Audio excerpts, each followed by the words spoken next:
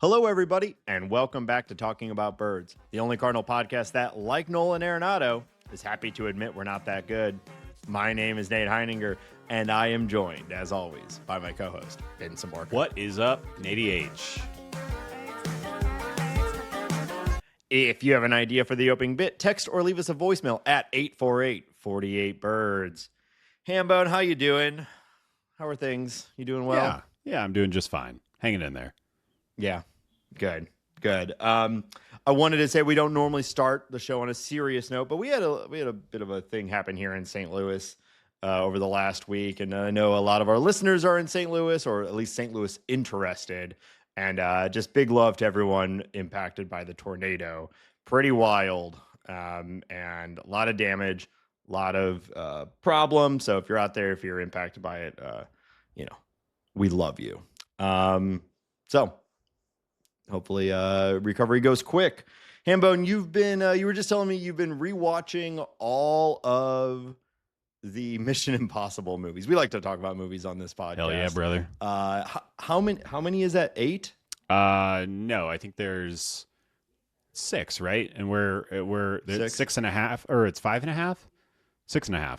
Okay. Yeah, something like that. Because Dead Reckoning has been split up into 2. I think that's right. Okay. Yeah, I haven't watched the last 2. About every 4 or 5 years, Molly and I go through a Tom Cruise phase. We just watch a bunch of Tom Cruise films. And so we watched Top Gun Maverick recently. And a little while ago, we caught up on the Mission Impossible until these most recent ones. But I haven't watched did the original hold up? Did you rewatch that recently? The original is awesome. Yes, it super holds up. Number 2, not so much. And then after that, it gets really good. But the first one is awesome. I don't know if I I've need to seen it rewatch since it. I was I've a also wee been boy. thinking about getting back into the old Bond movies. Have you dug into Bond movies I don't at all? love the Bond movies. I was I thought I was into James Bond when I was a kid, and GoldenEye was happening, like the video game and the movie, Sure. and that was a very important movie for little tiny Of course. Ben eating his popsicles or whatever, his fudgy pops, watching movies. Yeah. And I don't think those Lot of movies fudgy are very pops. good. And I don't know. I've never really been into the Bond movies. Even the Casino Royale and the newer ones, I've never really been a huge fan. I like Daniel Craig. I have no problem. I saw the last one in theaters. Just not my. I don't know.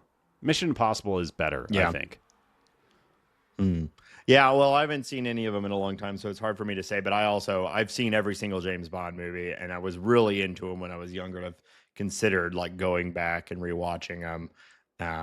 But I really loved Skyrim and Casino Royale. Skyrim. Pretty much everything is else. a video game. Skyrim. What is Skyfall. it? Skyfall. James Bond just playing an RPG, leveling up, grinding. Or you can be a guy with a gun in Skyrim. That'd be good. You would probably win. Yeah.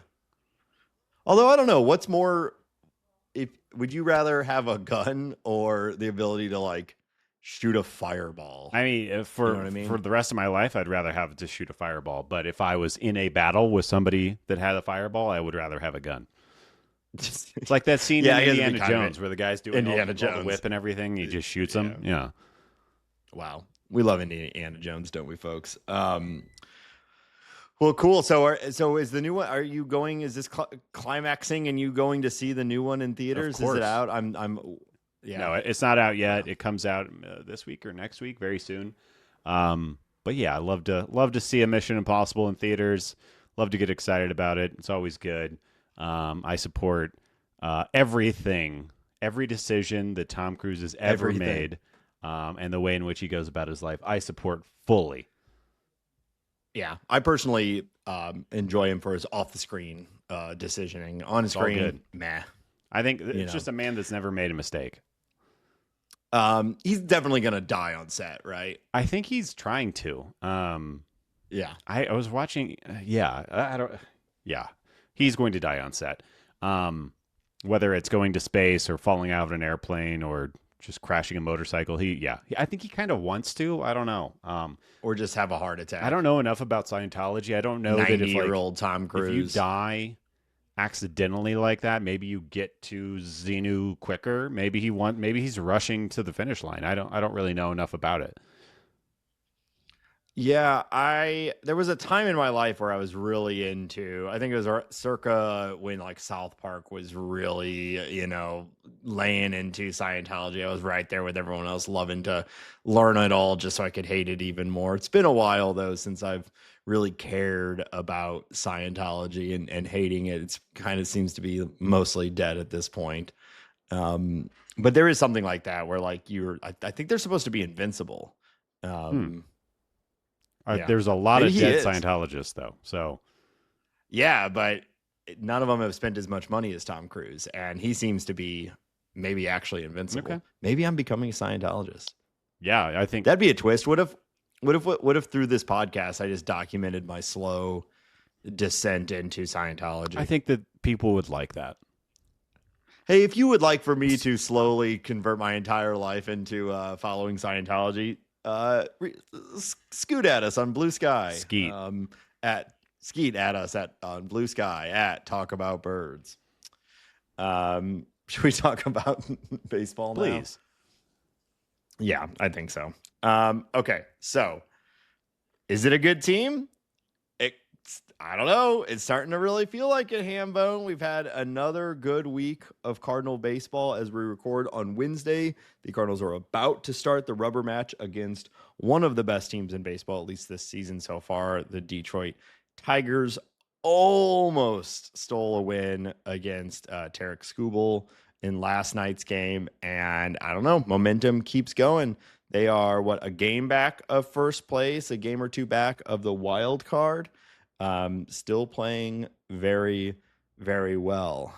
So at the very least, whether this is the kickstart of a successful season or just a moment, it has certainly been a lot of fun.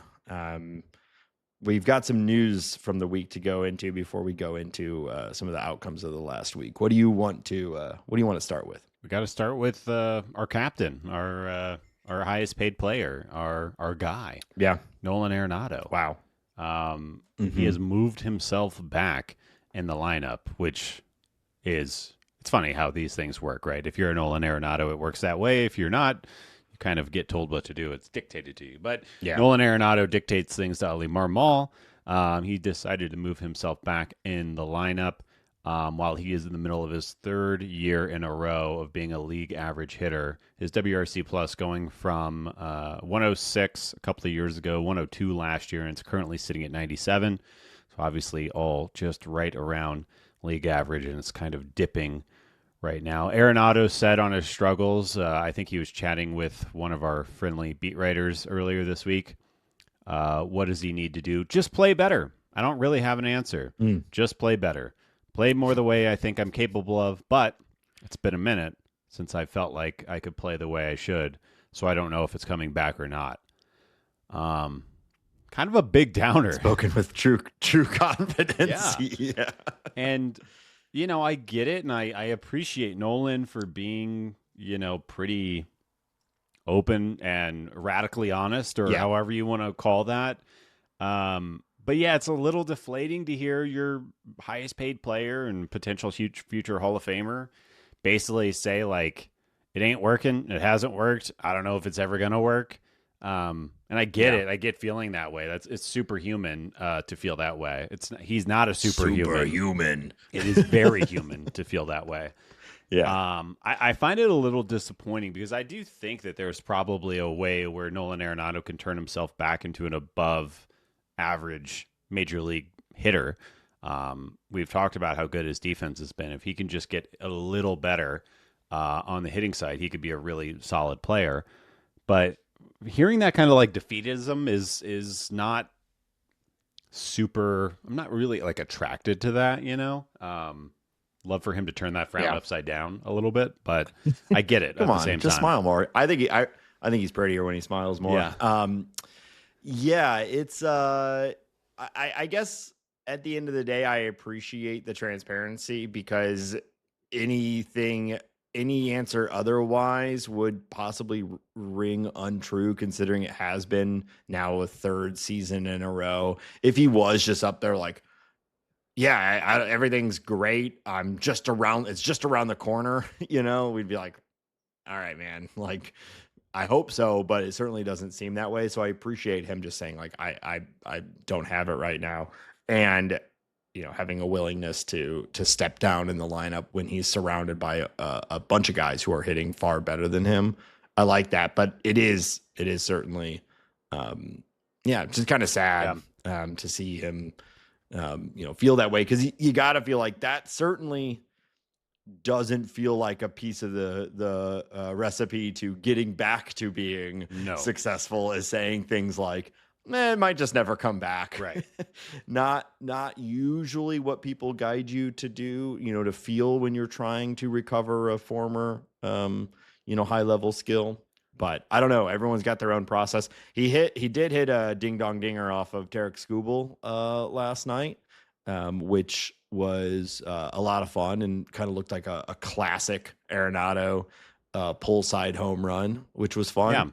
Yeah. So he still got, a little bit in him. And to be fair, a near right around 100 WRC plus with his defense, which has been elite or near elite again on this lineup where there are a bunch of guys that are hitting pretty well.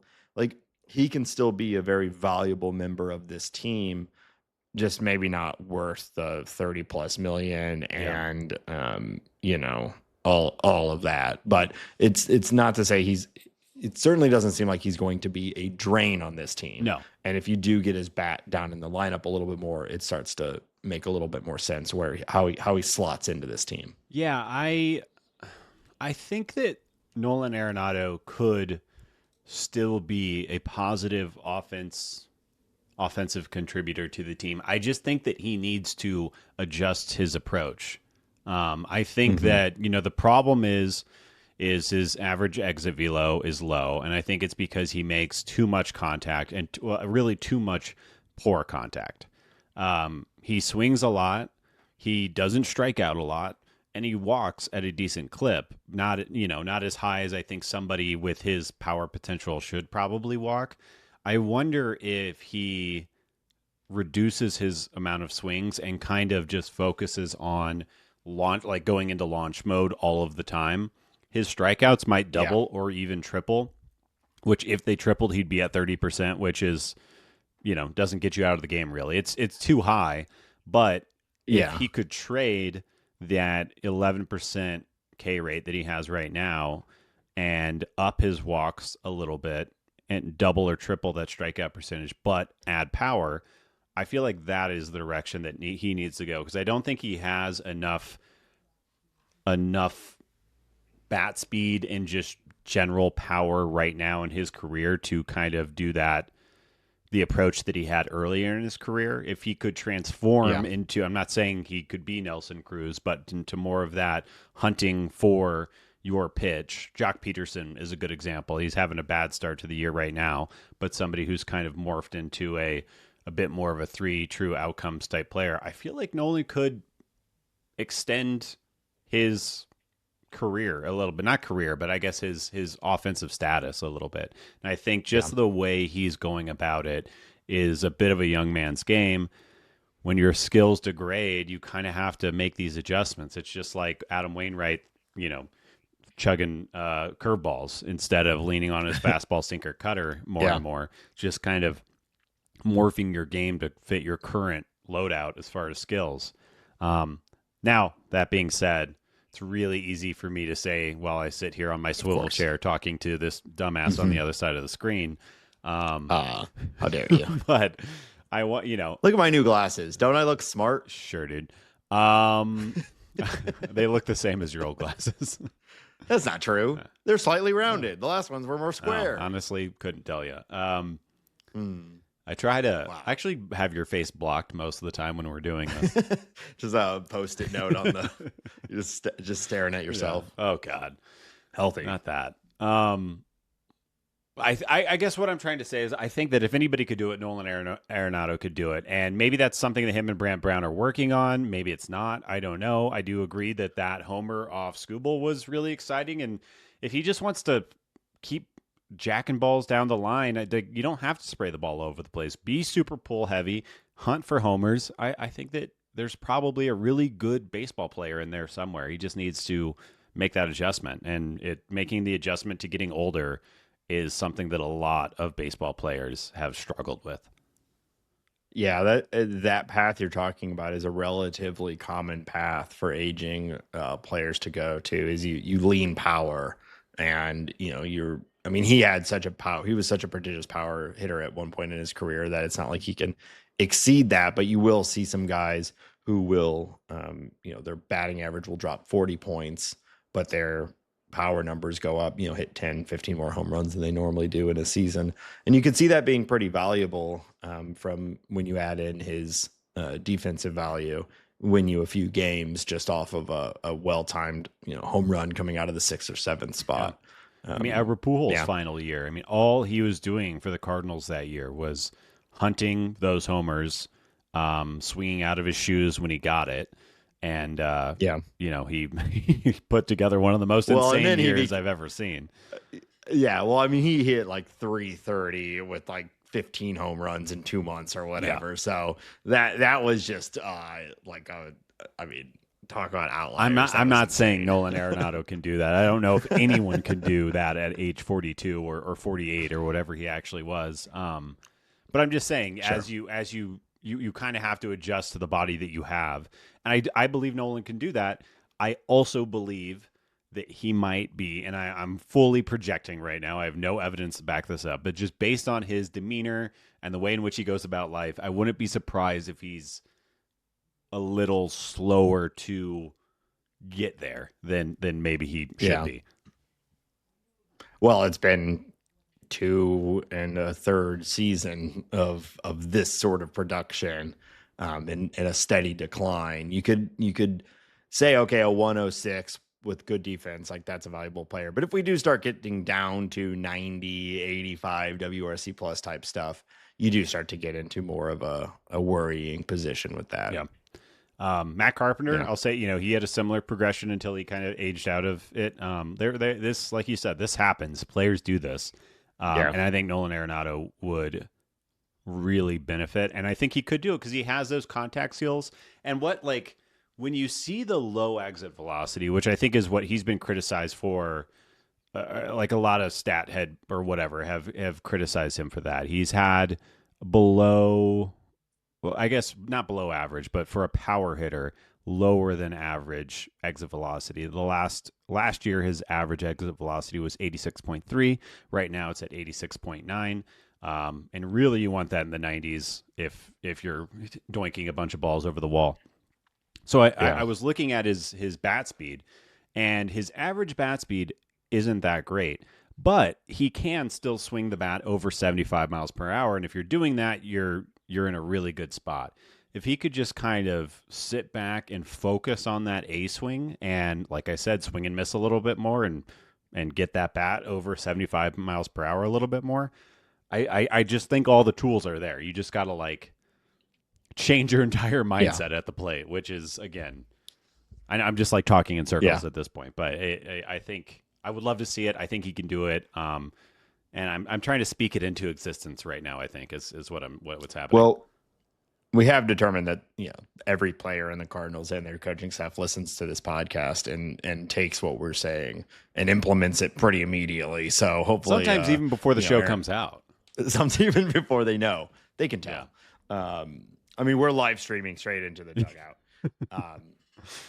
I was just thinking, they have those the pitch clock games at stadiums. How you and I have done them before. With the rise in the prominence of bat speed and just the discussion of bat speed and all that, do you think they're going to start doing how hard can you swing a bat in you could go to Busch, pay $20 and swing a bat 10 times in front of a camera and see how hard you swing a bat? I mean, I think that you would want a ball to be thrown at you still, right? Not just like like dry swinging in a cage. It kind of sounds silly, but yeah, they should. I don't know. I'd be curious. Like we're talking 75 miles per hour is an elite bat speed. So somebody's Yeah. going to have really good luck with that. What am I, like a 30? Am I a 40? Like I have absolutely no idea. I have no idea. Yeah. I go up there. I'm like, all right, stand back. Whoosh, 6 miles per hour. Like if I'm trying to just purely move the bat through the zone as quickly as possible, there's no semblance of contact. Could I get to like 60? I don't know. I have no idea. I think it's one of those things where we watch and we say like, oh, Stephen Kwan's a 63 mile per hour bat. That's not that fast. Oh, Yachty, his sprint speed is so slow. And then you actually like see it on the ground and you're like, all of us would get smoked by Yachty in a race, right? It's like, these are the best athletes in the world. I imagine you could, I'm just totally guessing here, but I imagine you could probably swing in the mid 30s to 40s.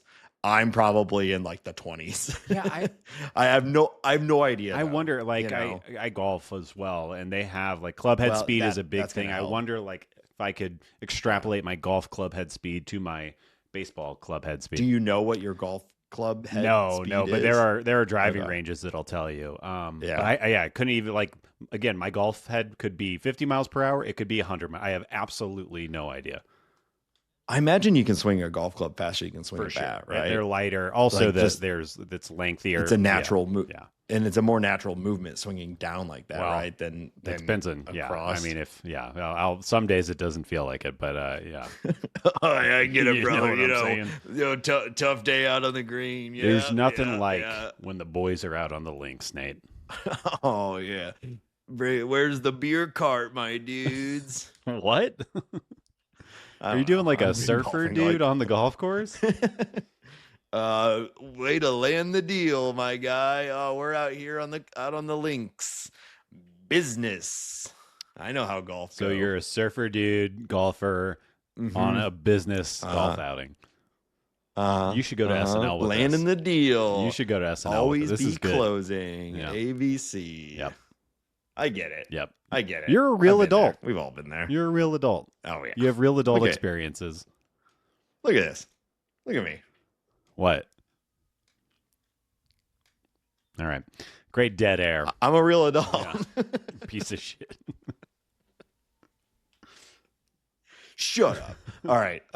Let's go to the other end of the spectrum from the old guys on the team to the young guys on the team. Oh, baby. We gotta. It's been kind of talked about all season, but we haven't really talked about it as much on the show. Do we got a new catchphrase for this team? Do we got a new happy flight, a new I don't know, salsa or whatever it is? We got a new thing going? I don't know about the salsa thing, but yeah, I think we do. Victor Scott has coined this new term that I think it's taking St. Louis by storm, Nathan. The Cardinals are describing themselves as youngry. Youngry, as in young and hungry. I relate to one half of this. Is this good? Is youngry good? I think it's good. You think so?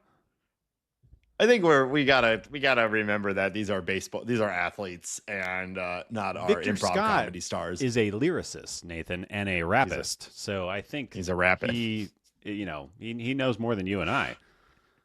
That's a good point. It's fun. Who doesn't love a clumsy portmanteau? That's a great point. Youngry? That's a great point. It's good. It's also been reported by John Denton that Arch Apparel is already working on making the Youngry shirts. So those are coming out. Of course they are. We should put them on our t-shirt store before Arch Apparel comes out so we can undercut them and get in there quick. And then take them down via lawsuit. Yeah, I think that's a great idea. I also cannot imagine this is the first time someone has used the phrase youngry. Young and hungry, like it's got to have existed before. Yeah, but I like it. Interesting question. I'm gonna just Google search it raw and see. Oh, there is a musical artist of some type called Youngry. There's Arch Apparel's already got it up, Nate. The Youngry Dad hat is available. VS2 Youngry Dad hat, $25. Or you could go to our website and buy something else. But that is out there. talkingaboutbirds.com. I think it's fun. I think it speaks to this team being fun. Obviously the guys are having fun. I don't know if I can ever remember a Cardinals clubhouse being reported as often as being fun and energetic. So I can, I'll just take it with, how it's being reported. It seems like they're really having a good time. Seems like the young guys have taken over, and maybe Nolan Arenado is sulking in the corner. But guys like Victor Scott and Newt Barr and whoever else are having a great time. Yeah. Yeah, I can't think of a time where they've certainly been fun teams. I already referenced like Happy Flight and stuff like that. Like we've had teams with Do you fun see little Furcal just got slogans arrested? No, I did not. Yeah, Rafael Furcal just got arrested for a felony in Florida, I think it was. Molly and I had we would call him Furkel and be, did I do that? So you think when he got arrested, he was like, did I do that? Former MLB star Rafael Furcal charged in rock throwing road rage incident. Oh no, that guy's got a cannon. Yeah, oh man. Hopefully, throw a rock like straight through both windshields of a car, Yikes. Front and back, and then hit him with the "Did I do that?" As somebody's bleeding from their temple. Anyways, but what I was gonna say is there's certainly obviously been fun, energetic teams, but when you do look over the the last 25 years of successful Cardinal teams, they've been spearheaded, led by guys like Yadier Molina, Matt Holliday, Albert Pujols, Scott Rowland, Jim Edmonds, even, not guys you normally think of as like energetic and fun, So I think it's a very, very welcome change of pace. And they are the guys that are leading this team. I mean, obviously Contreras is a big part of that. He's not really that young, but he has that energy. And the team is young, so it's great to see them sort of clicking and gelling around that. So I'm here for it. It's funny that, Wilson Contreras is only 1 year younger than Arenado, but just like their demeanor and the way that they play is as if Arenado is twice the age of Contreras. But I agree. All right, moving down the line, Quinn Matthews made his first rehab start at the rookie level for the Cardinals and pitched great. Only a couple of innings. I think he got 4 strikeouts in a couple of innings. But he is back on the good health train, and so we'll see what happens. Yeah. This is, I still think, even with the setback, that there's a real chance that he throws major league innings this year. Mm-hmm. And, we'll see if an injury pops up or however that unfolds. But good to see him healthy and effective right away. Yeah, he was stumbling a little bit at AAA to start the season, and then the injury. So I think that slows down his, rapid ascension to the major leagues. Plus, add in the surprising fact that there's really not space for him in the rotation right now. For now, yeah. Let's leave it there. Yeah, for now. But they don't need to rush him. So why rush him? I'd like to see him get some more extended time at AAA, adjust to that level, and then make the jump to the major league level when the time is right and when there's a need. But either way, it's you can't do any of that when you're on the shelf. So it's good to see him back. We also had Teen Kentz get activated. Yep. Which he's on a different track. He's on a different, it's 2 very different types of pitchers. But they're the 2 top pitching prospects in the organization, and they were both on the IL at the same time. So it's good to see them both back and pitching. Hopefully, these injuries are done and not something that linger all season. Right. Matt Swanson has been returned to the Memphis Redbirds. I'm a little disappointed about this. He was so good. I think that slider is the real deal. The fastball looks nice too. There's not enough room for him on the team right now, I guess. Roycroft kind of getting a little bit of a longer look, which is fine.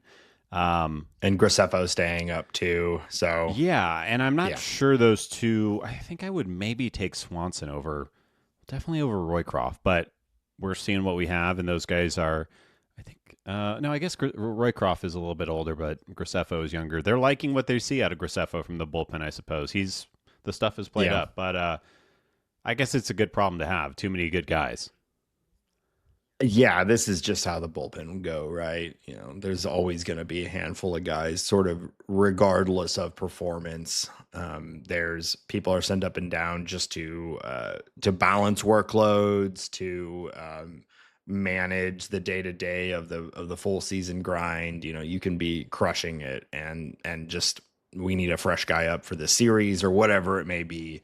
Like it's the most rotated spot of any team is this sort Right. of back in or the middle part, the early parts of your bullpen. Right. The Pirates have claimed Michael Hellman off waivers from the St. Louis Cardinals. It's a guy. I think Jose Barrero just took up his space, and there's no use for him. And the Pirates could use anybody and everybody. Anybody and every. I know you've got to feel bad for Hellman Mm-hmm. going to the Pirates, but maybe he gets to play. It's a real chance to just play there. Yeah, absolutely. Like he might be better than IKF right now. I don't know. Like that guy is. They have some holes in their team. I keep being surprised. Like I know there's value in a guy who's played at the major league level and like isn't going to just completely collapse. But I keep getting surprised that IKF just keeps like getting contracts on teams and things like that. So I know he's been good at times, but I just it always seems to me like you've got to have a guy equal to or better than IKF in the minors. Well, they also have Adam Frazier playing second base, and Michael Hellman might be better than him. Yeah, like this team sucks. We'll talk about maybe Frazier. Yeah. I want to hear your defense of Adam Frazier. Just he's been good at the major league level in the past, right? Yeah, the last time he was good might have been a little was while. 2021. Okay. He was pretty good that year though. He had a 113 WRC plus. He's a good defender. Pirates guy. Yeah. He's born and bred. Bleeds yellow. Yeah. Final piece of Did they say that? They could. Bleeds black and gold, black and yellow. Black and yellow. Simra Bursay has moved to the full season IL because of Tommy John surgery, which happened. I guess so. I really thought this guy was going to probably impact the big league club at some point as well. I did too. Just his age and his previous success, but not in the cards this year. Yeah, I got to talk to him briefly at he was a part of the panel that I was at for the winter warm up, and it's always just a bummer. This guy's super excited for the season. Had a lot of interesting things to say about like pitch shape, and was just like really in the weeds on it. And then now is out for at least a year. So hopefully he comes back healthy and can pick it up where he was. Where we thought he was going. All right. I think that's all I got for at least specific Cardinal news right now, Nathan.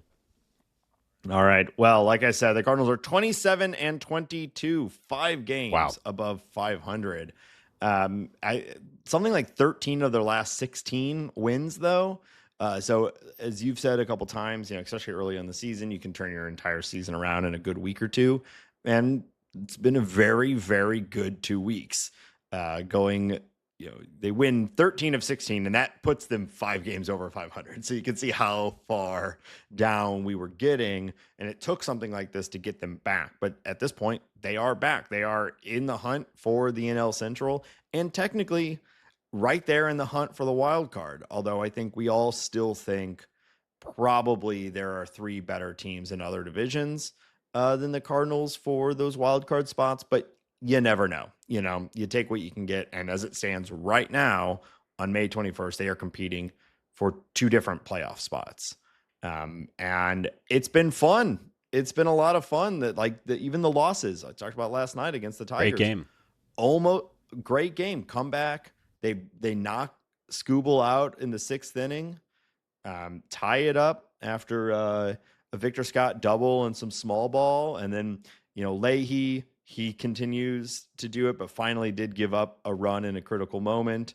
But even that one run, that's going to happen. He has continued to be really good. And so you can't even be too upset about the one run. That's going to happen. These guys are going to give up runs. And they couldn't come back against a really good team, but a great game. And it definitely watching this team, you're they're in it. They're putting it in good at bats. They're fighting the whole way. So it's fun. I think, it's still too early for me to say like this is a good team altogether.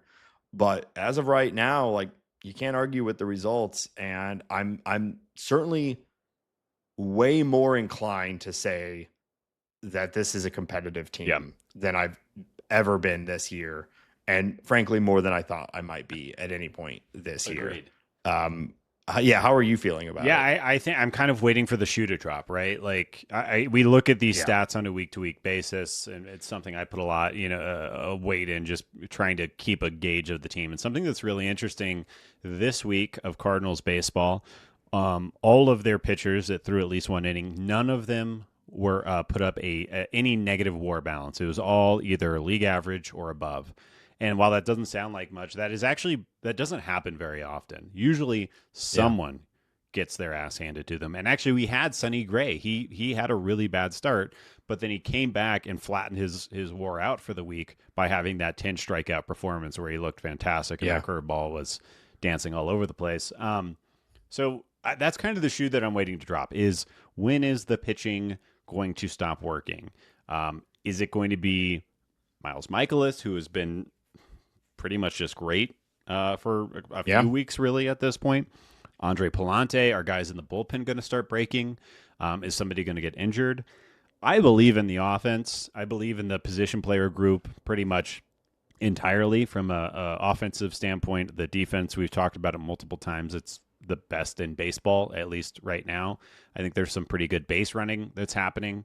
And we're starting to have offensive performances kind of pop up out of the ground where Alec Burleson is fighting for time. Jordan Walker had a really, really nice week. I know. I know. Well, let's talk about that for a Yeah. second because it was last week where we started to throw out the theory that we've been predicting things and calling things on this show, and it's been working. And so you did a little bit of a deep dive on Jordan Walker. We ultimately landed on he's been making bad decisions, and this last week, the last 7 days, he has a exactly one OPS, 5 hits and 14 at bats, a home run, a stolen base, which is fun.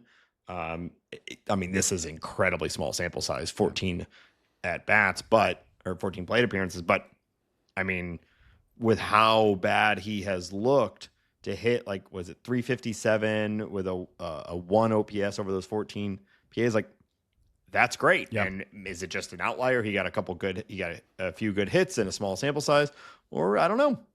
Maybe it's the start to something turning around a little bit. I don't know. We'll find out. But he's just one of the pieces that had a really good week. I will say this morning, because I knew we were going to talk about this, I went to go look at his discipline data, and nothing really there stands out. It's all kind of the same. So who knows? It could just be, like you said, there's the variance. I will say, though, when you look at his batted ball data for this past week, it is through the roof. It is 95 plus exit velo, some really hard hit balls.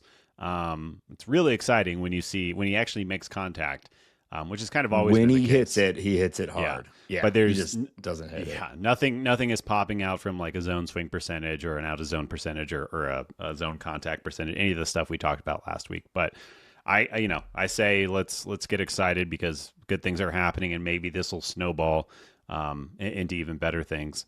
Ivan Herrera has also been back. He's not really catching. I think he's only caught like one game since he's been back up. Mm-hmm. But when you are hitting, he's got a 253 WRC plus over the last week. He's hitting 538, Nate Silver style, 538. Yeah, Nate, I was about to say, oh, what's it? Hey, that's moving the needle. That's moving. God. But he's just been amazing. I mean, what do you say about Ivan Herrera other than that he's the best hitter on the team, I guess? I don't know. I mean, maybe one of the best hitters in the league. Like he's doing it consistently. He missed a bunch of times, so we're still in small sample size range with him, but everything is supporting this. All the underlying numbers.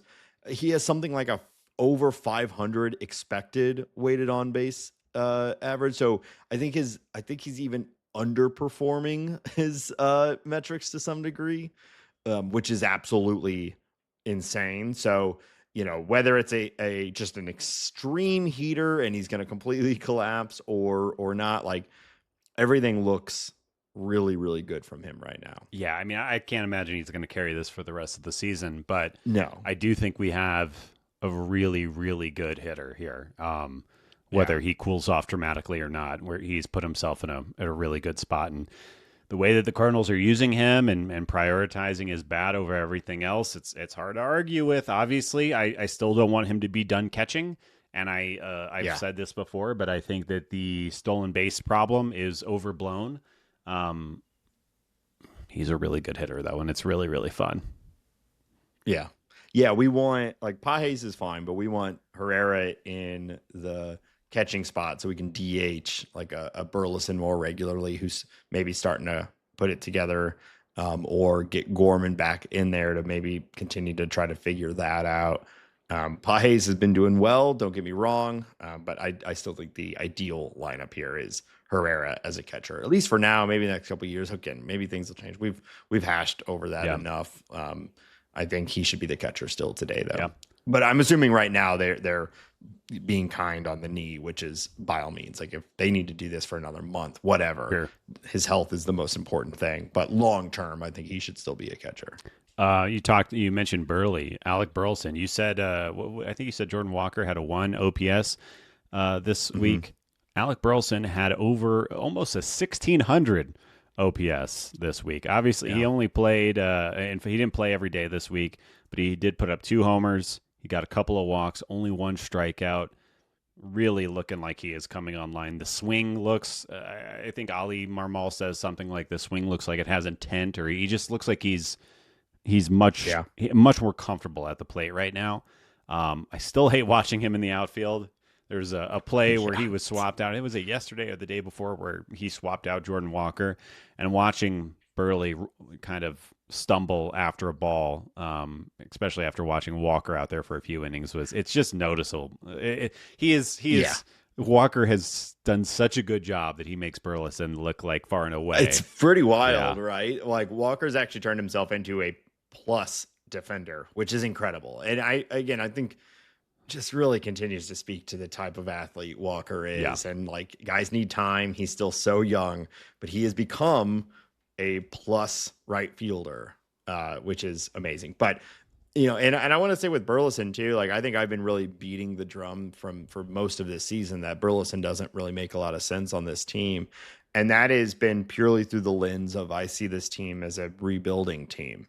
If this is a team that's trying to win in 2025, I am full switch on my opinion on Alec Burleson. I've been saying he makes a lot of sense on a team that's trying to win right now, where you're playing platoon splits, and he's good against right-handed pitching, and that's the most common pitching, and he makes a lot of sense for a team that can platoon and can try to win every game, maximize every moment, which is not what I thought the Cardinals were 2.5 weeks ago. But now that maybe they are that, I'm back on board with the, like, Burleson makes more sense to me on this team, and I'm here for them prioritizing at bats, because we see now this last week and beyond what he brings to the table, which is one thing. And it's hitting the ball, hitting it really well. He's also the slowest person on the team, by the way. I don't know if you saw that too, but he is the lowest sprint speed on the team. So he's the slowest and one of the worst defenders. But he hit ball hard. One of the slowest runners in all of baseball. I did not in all of baseball. His percentile ranking on sprint speed is 4. Wow. Okay. So he is not a super dynamic player, but he is hitting the ball, and I will say, if he is actually adding the walks to his game, which he's exercised patience over the last couple of weeks, then you're talking about a very good hitter, somebody who can kind of hunt their pitches, take a walk, and also crush righties. We're talking about an Yeah. even different or an even a step up from even what he's been. Speaking of a guy who's stepping up from where he's been, I think we really got a gush all over Mason Wynn for a second. He's Hmm. showing real signs of progression right now. His walk rate is 10.5%. So far in 2025, last year was 6.5%. Obviously, through the whole season, we're only through a part of the season right now. He is also hitting the ball harder. He's hitting with a more optimal launch angle, which is resulting in more barrels. Of course, launch angle and hard hit equals a barrel. But he's kind of doing everything while also being like a top 3 defensive shortstop. And Yeah. I want to recognize that. He is unbelievable. He might be the best player on the Cardinals in a couple of years. He just continues to progress from the time they drafted him to this very second. He has only gotten better and better and better. And it's just Yeah. like there's been some dips, but it's just been this sharp line up. I don't know even what to predict for him, but the fact that he's hitting the ball harder and walking more is extremely exciting. Yeah. They say, you know, development is not linear. Seemingly, except for Mason Wynn, he gets he just keeps getting better at every level, and we're seeing it again. So I don't know. You don't want to put like caps on this guy, but you can certainly start to see he's got the approach to carry a high average. Adding in that walk rate is going to help with that, and he seems to be adding power. He's not quite stealing as much as he has stated he wants to, but that is more of a comfort thing. He missed some time. You could see maybe that's something he doesn't want to focus on right now. Maybe he doesn't want to get hurt, whatever it may be. But I don't know, man. You start to look at like a 280 plus batting average, 15 to 20 plus, low 20s. I think we still got to Yeah. be realistic here, but maybe 20. So like one of the best defensive shortstops that's running a near 2020 season with a high batting average. It's one of the best players in baseball is Yeah. what that Yeah. is, That's pretty So cool. it's pretty cool. And he's only in his sophomore year. So, I, like a great man once said, lock him up, Man. We need God to. damn it. I hate you. We gotta extend this guy. It's We do. only gonna get more expensive. I think we're like almost late. It might already be late, to be honest. Yeah. Last Yeah. year, over 150 games, he put up 3.6 WAR. We're at 38 games played right now, and he's got 1.4 WAR. He looks like he's going to eclipse that probably around the All-Star break or so. If he continues to play like he's playing. So it's Well, and it's that's all with good. missing some time already. Yeah. Right. Yeah. So like, he's pacing for what, a 5 WAR season. And again, we think he's still got room to grow. So it's pretty awesome. It's very fun. I like to see it. Friend of the pod, Dan Zimborski, wrote an article this week. Nate, did you see this? Did you read about this? Did you catch this? I missed this one. So I'm interested to hear you tell me more about Obviously, he is the daddy of Zips. So he's usually it. talking about projections. When we were even talking about a couple of weeks ago about how projection systems don't really pick up on people like Victor Scott and others kind of having the years that they're having, and then there's a kind of delay or a long tail with that. Anyways, he wrote an article this week called "Which Hitters Have Seen Their 2026 Projections Change the Most." Features 3 Cardinals hitters. And I just thought this was really exciting that Ivan Herrera, Victor Scott II, and Lars Nootbaar were all noted as being I think it was the top 25 players who've adjusted their 2026 projections the most. Ivan Herrera has already added 1 full F4 to his projection next year. Victor Scott, Yeah. almost an entire F4, and Lars Nootbaar, 0.8 F4. And really, I think that just illustrates that what we're seeing these guys do is real. It's projectable, and they're insanely hot start. It was, I guess, unpredicted, or people weren't seeing it, or the systems weren't seeing it. And what they've done in 40 games has already changed their future outlook. That is how impressive they've been so far. Yeah. Yeah. Projection systems are exactly what they sound like. They take previous production, compare it to the long history of baseball and say, if this guy progresses at sort of an expected clip and you give him a full season, this is what we might see from him. What they can't do, and of course they can't, is project breakouts, extreme improvements to skills, things like that, or people skipping development time and going from, like a Victor Scott, who kind of seemingly this year has immediately come in and is able to hit for average. Most projection systems are not going to expect a guy who of his skill set, his underlying metrics, to come in and immediately be able to hit for average like he's hitting. So it's part of the fun. It's part of why, that's why they say you got to play the game, right? Because you just can't project these breakouts. And that's why the reason the Cardinals are good this year, or have been good this year, are because of these breakouts, because of the Victor Scotts and the Lars Nootbaars and Ivan Herreras and things like that nobody, no projection system could predict. Yeah, and Scott in particular, he's heating up again right now. Not that he's really taken a step back, but I think we're about to see some more balls over the wall, and there's a lot of parts of this team that are really fun to watch right now. Yeah. Speaking of sprint speed, no kidding, Victor Scott, 99th percentile. Fourth. Yeah, I think he's the fourth fastest guy in baseball. Yeah. And the guys that are in front of him are like Bobby Witt and then like some speed only guys, So did you know him and Chandler Simpson are friends? I did not know that. That was amazing. They just go to like fast guy clubs. Yep, that's what they do. They go to fast guy clubs and they be fast. It's exactly what you think it is. Yeah, there's like the door to the club is open and you start on a line and they say like, go, and anyone who can get through the door before it closes is allowed in. That's how fast clubs work. I can't believe that you knew that. I guess you must be in the fast club. I partake from time to time. Just did a little bit of a, who was that? Who's the guy with the chin? You reminded me of him. Jay Leno?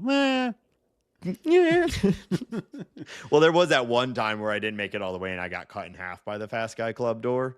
So that was pretty rough. Yeah, but that sounds bad. You don't even want to go on with that one. I hated it. I didn't think it was good. Yeah, I don't want to add fuel to that. Okay. All right. So I don't know. There's, like you said, everybody this week contributed positively to the team. Like there's not a lot.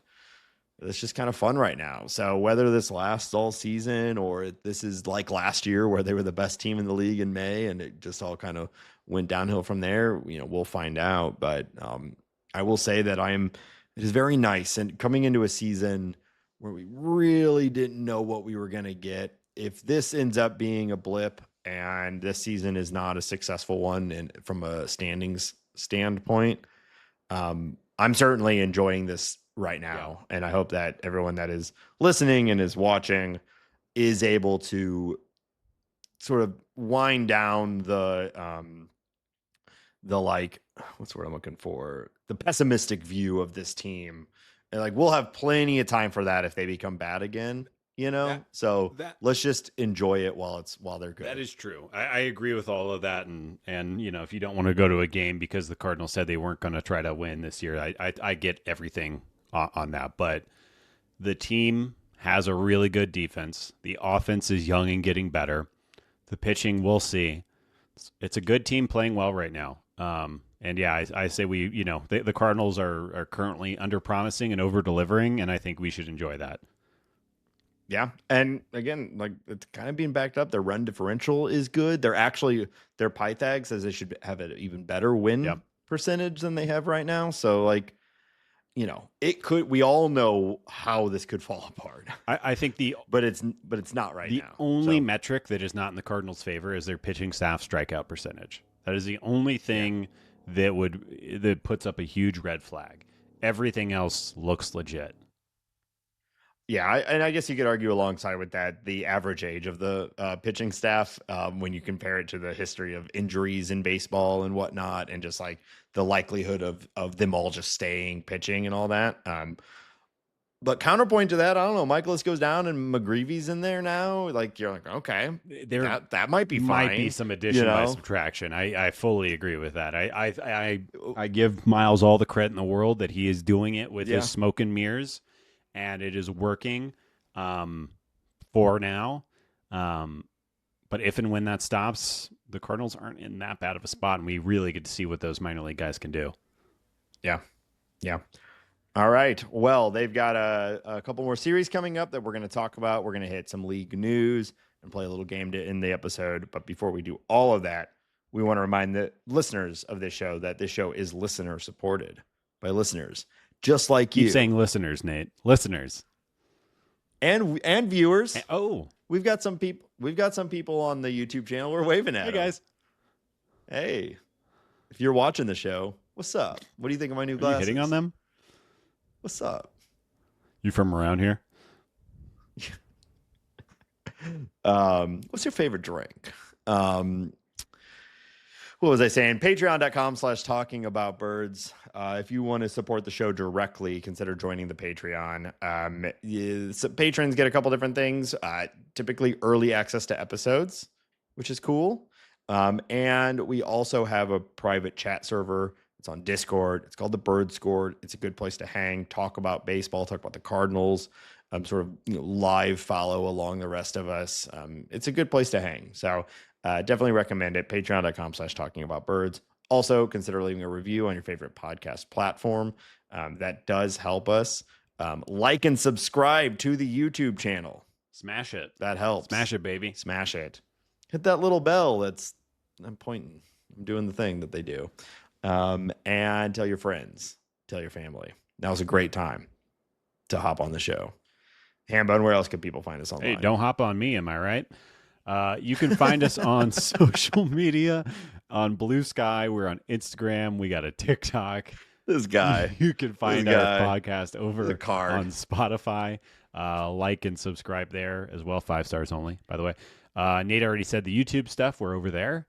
You can get not Youngry t-shirts and find all of the Talking About Birds stuff over at talkingaboutbirds.com.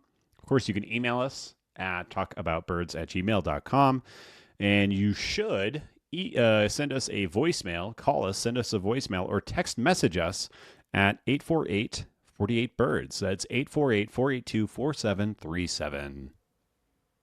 What about like a shirt that says like not young, still hungry? That's good.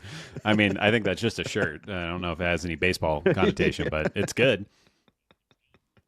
All right. Maybe we'll throw that up on the website. If you want that, check it out. Talkingaboutbirds.com. And if it's not there, contact me. I'll put it up there. All right. So, Hambone, the Cardinals are wrapping their series against the Tigers right now. Hopefully that ends well. We got another bit of a challenge. Yeah. Still staying out of the NL Central. But at least on the NL side, we are seeing the Arizona Diamondbacks, or as we call them in our house, the Arizona butts'n'cracks. So good. People love it. Thank you. Yep. They are a pretty good team. What are you expecting from these D-backs? Yeah, I mean, Corbin Carroll is doing things that I didn't think Corbin Carroll would be physically capable of doing. And by that, I mean hitting all of the home runs for such a tiny, little, itty-bitty guy. He's just a whittle guy. He's just a whittle guy. I mean, he's so tiny, muy pequeño. And he's got 15 homers already this year. Yeah. He is one of those aforementioned fastest guys in baseball. He's a good defender. He's at the top of their lineup. So, yeah, he scares me. And I mean, really, this offense is one of the best in baseball. Ketel Marte is having a really nice year. Again, probably another close to MVP type guy that he's just kind of that guy every year. Mm-hmm. Eugenio Suarez is also hitting a bunch of doinks. Gabby Moreno is getting really hot right now. I mean, the team is just, they're slugging the ball. They're one of the best teams in baseball at doing that. Lourdes Gurriel is kind of a streaky player, but when he is hot, he is one of the better hitters in baseball, and he's been playing very, very well right now. Alek Thomas, also quite streaky, but he's an interesting guy, some speed, can put the ball in play. And we haven't talked about Perdomo. Yeah. Like, complete breakout at the major league level, coming out of nowhere. Well, I don't know. Probably Diamondback fans are saying Well, this the guy's coming out Diamondbacks of nowhere. extended him right before this breakout, so somebody knew it was coming. Somebody knew it was coming. They got to him before this, but he's been one of the better hitters in baseball this year. So you didn't say Josh Naylor. I mean, it's top to bottom. This is a great team. They just called up one of the best prospects in baseball, Jordan Lawler, who I don't even know really where he's playing. He's not really. He's like, people expect him to take over for Eugenio next year as their starting third baseman. He's done about everything you can to prove that he's ready at the minor league level. So they're just like, well, let's get him up here. But he's starting like every fourth game. Yeah. He can play kind of everywhere, so that they'll find him playing time. But he's really just like their super utility bench guy, and he was arguably the top prospect in baseball. Depending on how you slice it. So they're good offensively. They are very good. And pitching, not as good as they're hitting, but that's hard to do. Their pitching is good too. We all know Zach Gallen. Yep. Merrill Kelly's fine. Brandon Pfaadt is a young guy who's kind of breaking out. And then Corbin Burns. Yeah. We know that guy. Yeah. We hate that guy. Luckily, the Cardinals will miss Burns. It'll be Gallen, Kelly, and Pfaadt that they'll get Friday, Saturday, and Sunday. So we no Burns this time, which is good news because he has also been like absolutely on fire recently. He's a very good pitcher, pitching very good. What's funny about these Diamondbacks, we talked about them early in the season that they're a team that should probably be trading for Ryan Helsley. Now that trade's probably that's probably not going to happen. But Shelby Miller is currently closing out games for them. And he's doing a fine job, but it's kind of funny how the Shelby Miller has matriculated throughout MLB and found himself here in a pretty good position on a good team. Yeah. But yeah, they're young closer. They had arguably a very, very good young closer, someone who might be with the team for a very long time, but he's on the IL. Yeah, and so I think we talked about Justin Martinez a couple of weeks ago. That guy he has got all of the stuff. Yeah.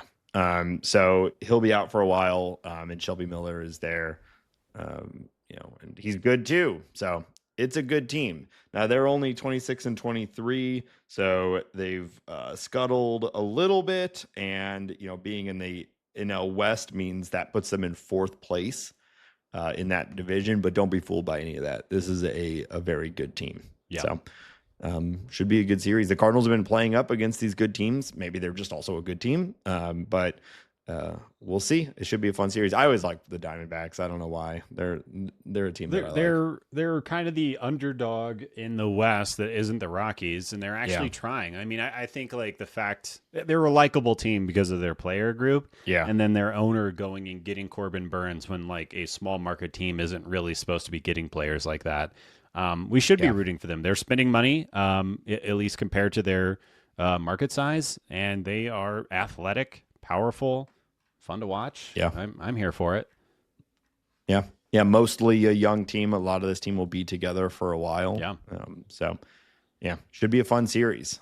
And then after that, the Cardinals go to Baltimore. To hopefully beat up on the utter collapse that is the 2025 Baltimore Orioles. I guess you could say we all saw this coming because they needed pitching and all they did is go and get Charlie Morton.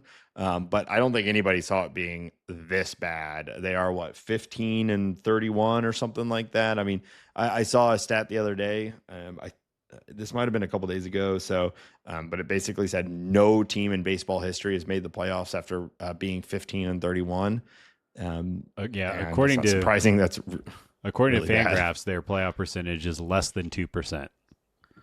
Yeah, and then throw in the AL East of it all, right. and it just they don't have a path anymore, which is a bummer. We like the Orioles, we like the players. Jackson Holliday is having a pretty good year again. Remembering that he's 20, he's 21. 21. So he's improving across the board from his pretty lackluster 2024. Gunnar Henderson is back and healthy. And so he's starting to turn it on. Like they have, this was one of the best teams in baseball last year. So, and the team hasn't changed too much except for, they don't have Corbin Burns and stuff like that this year. So I think they're going to put a run together this year at some point, but they're probably too far gone at this point to really make the playoffs. But hopefully I think the offense is going to turn around at some point. I think that Adley Rutschman is better than he has been. I think Gunnar Henderson will go on an absolute heater at some point. And I believe in their kind of carousel of sluggers. I think that Heston Kjerstad or Kobe Mayo or some of these guys are going to really start hitting the ball over the wall. They're pitching. I mean, we're leaning on Zach Eflin and Dean Kramer to drive this team. I just don't see it happening. I think that those guys are fine if those are your 4 and 5, maybe. But as your 1, 2, or 3, it is just not going to cut it. So I don't think Charlie Morton's going to turn it around. They don't really have anybody else that they can go grab. Obviously, their best pitching option is currently injured, Grayson Rodriguez with elbow inflammation. Westberg, who's one of their better hitters, is injured right now. Colton Cowser's got a broken thumb. Tyler O'Neill's got a shoulder issue. I just don't see how this team is going to turn it around. So they might get hot at some point, but they look bad. Yeah. They do have a very good bullpen. So, ideally, if you're going to beat them, you beat them early, which hasn't been too hard when they're throwing out Charlie Morton and guys like that. Yeah. But Felix Bautista is back, and they're still sort of treating him like I don't think he's pitched back-to-back games yet. But when he pitches very well. Yenier Cano is a very good setup man. Keegan Aiken, also a very good setup man. So their bullpen is pretty good. Yeah. But that doesn't really matter if they're down 6-0 by the 5th, right? So should be a team that the Cardinals can go and beat. Yeah, it looks like the Cardinals are projected to face Tomoyuki Sugano, Cade Povich, and Charlie Morton is projected to return to the rotation to face Miles Michaelis. So we'll see. But you have to like all those matchups. It would be really fun to just come in there and stomp on the other birds and take the win. Yeah. Sugano has been, pretty good for a 35-year-old coming in from another, was it the Korean League? No, I believe he's Japanese. Was it the Japanese League? He's Nippon. Yep. He's been okay. Yeah. So, he's outperformed his underlying metrics a little bit. So maybe the Cardinals can again. It's just like force some regression. Yeah, it's just a weird allocation of resources. Why get Sugano and bring in Charlie Morton when you could retain Corbin Burns? Obviously, it's more money, but these guys just don't move the needle. And you're really expecting like the 99th percentile outcome. And like you just said, Charlie Morton's 41. Sugano is 35. He's almost 36. Like the Orioles deserve this. I believe that. And if I was in charge of the team, I would fire Mike Elias for kind of, I guess just wasted potential. It could always turn around maybe next year, but I think that this is like a masterclass in mismanagement. They looked at the 2024 Cardinals and they thought, no, that is the playbook for building a rotation. Minimum age 35. Bring them in. Well, that I guess we should say that while they did bring in Kyle Gibson for a couple of starts, he has been DFA'd. He's out. So they tried it. It just we got a better version of Kyle Gibson, I guess. Yep. So it'll be 6 games over this next week. One really good team, one really bad team. We'll see how it goes. Hopefully this streak continues and they keep playing really good baseball. So let's touch on some league news from around the league. Yeah. Speaking of those O's, they fired their manager Brandon Hyde this week. Obviously, it's all his fault. It's definitely his fault that Kyle Gibson sucks and Charlie Morton sucks and Zach Eflin hasn't really been as good as you were hoping he would be, and all the other problems we just talked about. Obviously, this is all Brandon Hyde's fault. Yep. And Shouldn't have done what he did. this is the turnaround, actually. They don't need to acquire any new players. They don't need to build a pitching staff around all their young potential superstars. They should fire more people, and Gunnar Henderson will be more Gunnar Henderson now going forward. Mm-hmm. Yeah, there's that phenomenon that happens sometimes when a coach gets fired and the team goes out and like wins that game that day and like crushes or whatever. Um, the day that Brandon Hyde got fired, the game that night, it was like the Nationals or something put up like 9 runs on the Orioles in the first inning. It might be exaggerating a little bit, but they got absolutely trounced on that first game. It's like, yeah, it's a poorly composed team. You got to feel for Brandon Hyde. I mean, of all these firings, we've been like, well, it's kind of a bad team. You've been with them for a while, and it makes sense to move on at some point. Brandon Hyde, it's like he was there when they were really, really good. Yep. They gave him Charlie Morton, Kyle Gibson, Sagano, and then he gets fired a month and a half into the season because they're bad. It's like I get it. Paul Skeens said it himself: when you bad start, someone's gonna pay for it. This is the way it goes. But you would think they'd have a little bit more understanding for Brandon Hyde, considering the where the problem is coming from. It's not like anyone expected. No one who knew anything about how baseball go expected this rotation to be good and really for this team to be good with that sort of support around him. It's funny being, if you're Mike Elias and you're the GM or whatever, his Pobo role, whatever it is, and you get to fire somebody and blame them for the shitty roster that you put in place. It's it's a funny place to be. All right, moving on. Jose Alvarado. That's real power, I guess. I think Mike Elias is going to be fired too, so we'll see how long that lasts. Yeah. Jose Alvarado gets an 80-game suspension for PED use. As I'm sure everyone knows, that means that you will be ineligible for the playoff run that the Phillies will inevitably go on. And I think this is a pretty big loss. This is a key contributor to a World Series potential bullpen and team in general. It means that they are really going to have to lean on Jordan Romano, who had a pretty rough start to the year. But they still have players like Ryan Kirkring could step in and do some good things here. But I think this only pushes for the team to really have to make an addition to the bullpen at some point, and maybe sooner than later, because 80 games without one of the better lefty relievers in baseball is going to be a black hole for them.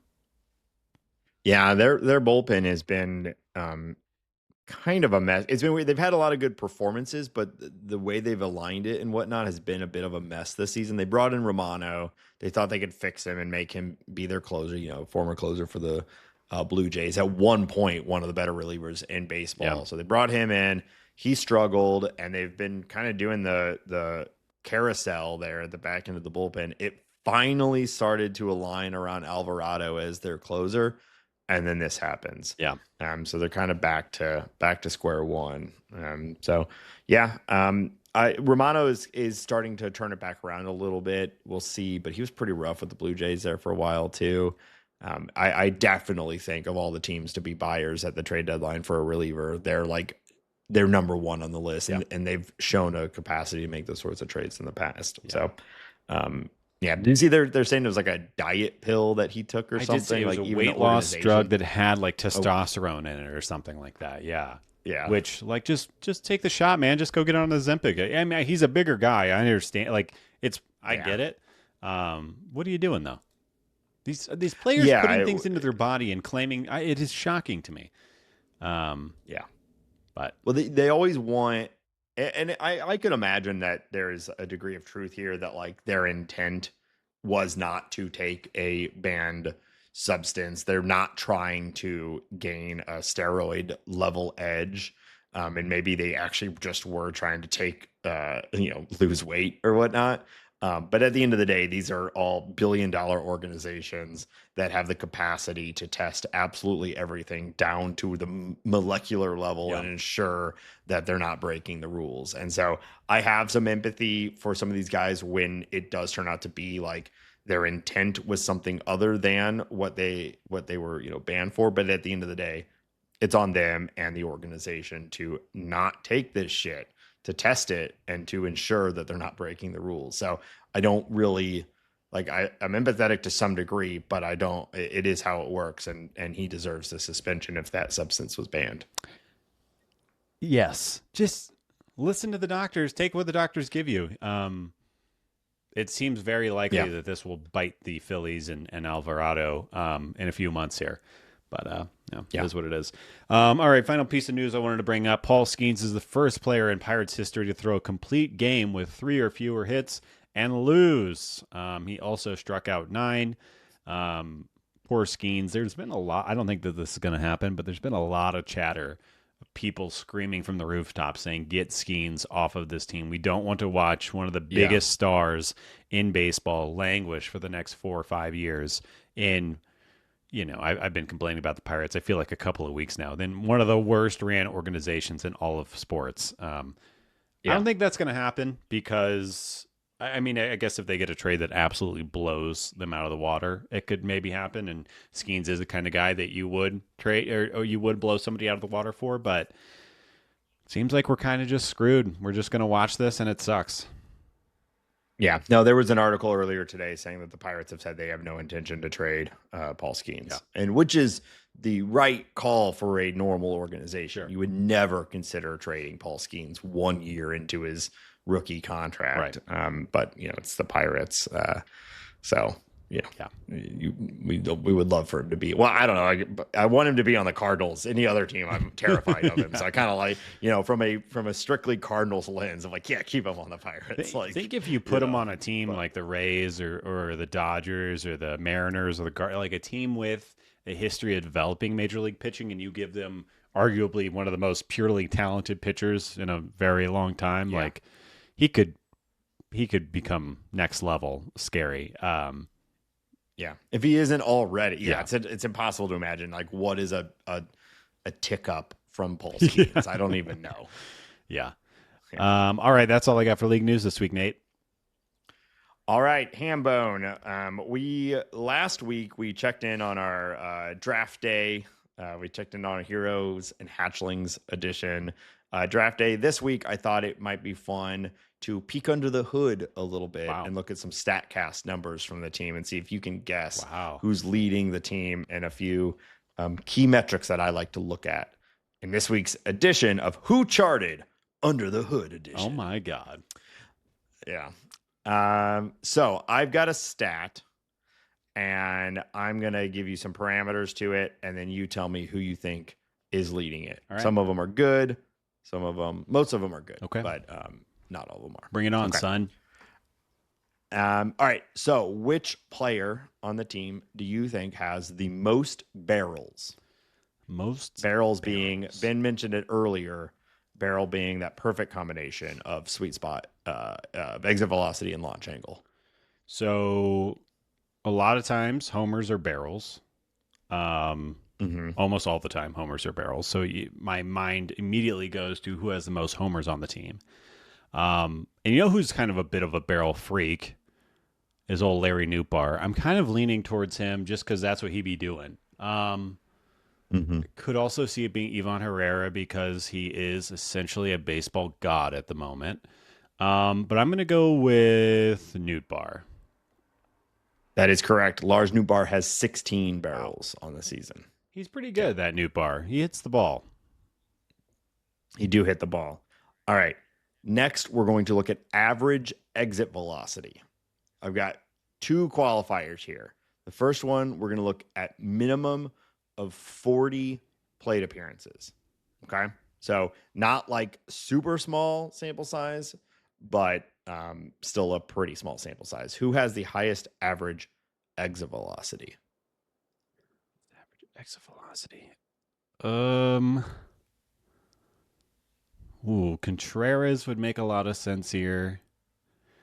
Jordan Walker, even though he misses a lot, he does hit the shit out of the ball when he's doing it. So I'm thinking it's in between those two.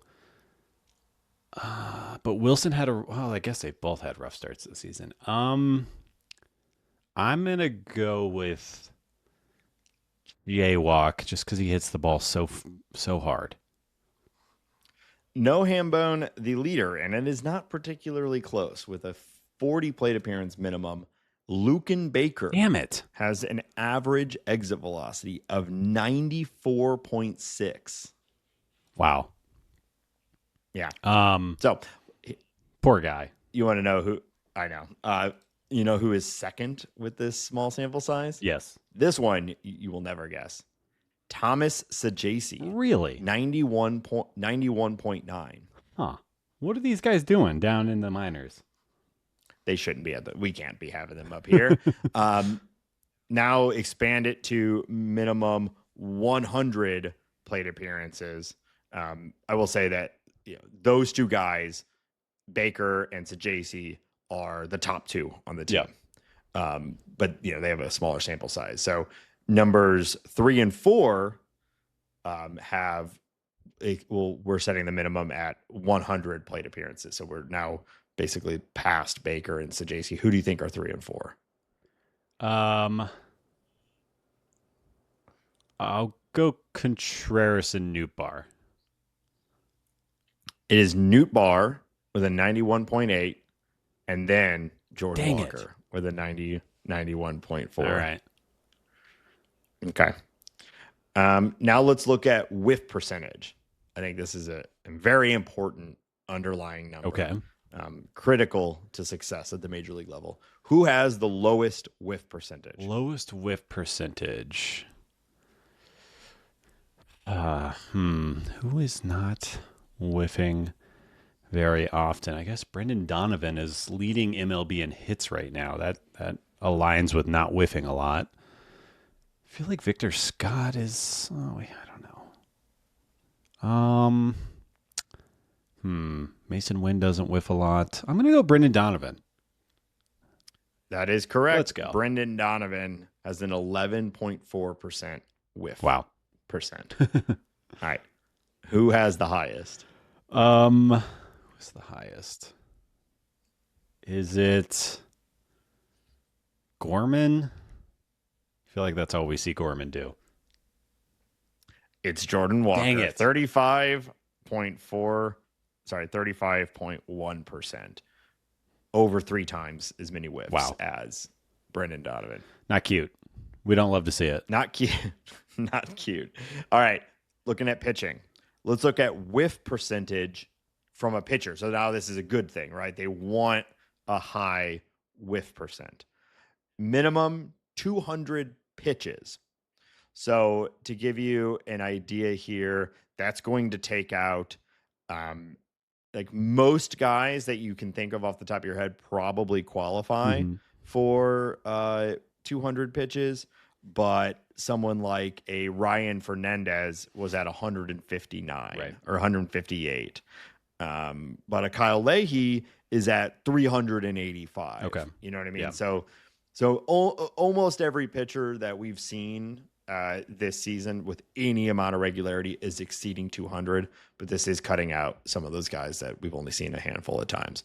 So who has the highest whiff percentage as a pitcher from the Cardinals? I want to say, especially after that 10 strikeout performance, I want to say it's Sonny Gray. So I'm going to go Sonny Gray. He's the strikeout guy. I would have thought that too, or I would have thought Ryan Helsley. Yeah. Hambone, it is Phil Maton. Damn. Phil Maton having a really nice start to the year. 33.9% whiff. Ooh, mommy. Yeah. That's pretty good. That's elite. Yeah. Yeah. All right. Chase percent. How much are they generating chases? Yeah. Who has the highest? Who has the highest chase rate? Same minimum. Yeah. Yeah. I could see Helsley is good at that because people are swinging wildly at those fastballs. I mean, also a Sonny Gray thing though, so I kind of just want to say Sonny Gray 2 times. Sonny Gray again, maybe. Come on now. No. Damn it. This is a fun one though. Matthew Liberatore. Oh wow. 34.3%. Damn. Man, we didn't talk about him this week because we've been talking about him for the past month, but he is very good. He has cracked the code. Very good. Yep. All right, we're gonna wrap up with some fielding. So, outs above average. Who's leading the team? Outs above average. Who's leading the team? We got some good defenders right now. Victor Scott, Nolan Arenado, Mason Wynn, Brendan Donovan. Probably one of those. I think, oh, goodness. Do I want to say Arenado? Or do I want to say Mason Wynn? I want to say, well, it's outs above average, right? So it's a Outs above accrual stat. So it's a flat number. okay, I'm going to go with Nolan Arenado, just edging out because he's played more games than I think any of those guys. It is Victor Scott. Dang. He has 7 Wow. outs above average. Wow. It's a very interesting list, Hambone. Now, we've talked about defensive metrics being squishy. It takes time for these to level out. But there's a couple things that really stood out to me on this. So the top 3 are exactly who you'd think it would be. You could swap these orders around. But it's Victor Scott, Mason Wynn, and then Nolan Arenado. Scott with 7, Wynn with 6, Arenado with 5. Then Wilson Contreras with 3. Wow. And then here's the fun one. Jordan Walker and Nolan Gorman are tied for 5th on the team with 2. Wow. That is unexpected. Here's the most shocking one, though, Hambone, especially considering our conversation earlier and a name you just mentioned when considering the top overall. Alec Burleson and Brendan Donovan are tied at 1. Really? I believe the Brendan Donovan. The Alec Burleson one, that feels like a rounding error or something. Yeah, I don't know. Maybe the positioning Jose has been better this Barrero year. Maybe. Jose Barrero is the worst on the team at -1. That's funny. Yeah. New Bar's at 1. Ciani was at 1. So, all right. Yeah. It's early, but definitely it makes sense. Scott, Wynn, and Arenado are at the top. Remember Ciani? I do. Oh, poor guy. Well, yep. All right. Well, that was this week's edition of Who Charted Under the Hood. Pretty good. Everyone likes it. Yeah, they're cheering at wherever they are. Get a life. All right. Well, that's going to do it for this week's episode of Talking About Birds. Thank you, everybody, for checking it out and sticking with it this long into the episode. Remember, talkingaboutbirds.com.